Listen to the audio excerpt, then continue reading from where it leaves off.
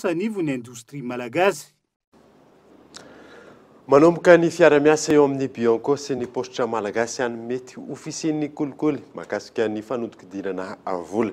Nisy io maraina io ny dinikasa ametrahana paikady mahomby mahakasika izany. Michel Ranarto.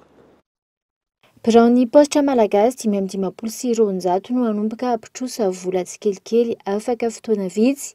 Izany dia tafiditra ao anatin'ny politika ny fanjakana ampiarina ny inclusion financière na ny fahafahany rehetra misitraka ny findramam-bola sy ny fampiasam-bola. Manoloan'izany indrindra tranga maro no mila soroana mba tsy hisian'ny olany kolikoly na ihany koa ny fanodikodinam-bola mpanjakana rano fanazavana. Fandrarana ara-bola no atao ato amin'ny postra malagasy. Efa natao hatramin'izay fa miampy zany andraikitra zany.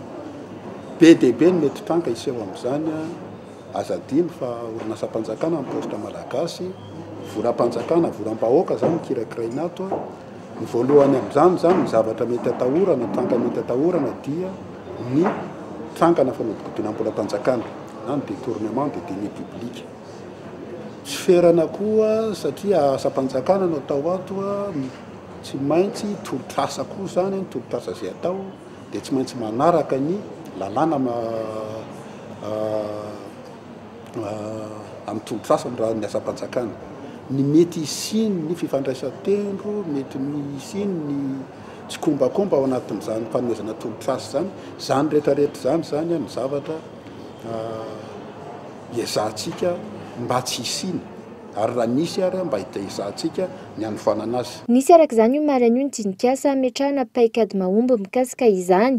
Dinikasa niarahana ireo anivon'ny postra malagasy ny Bianco nanatanteraka.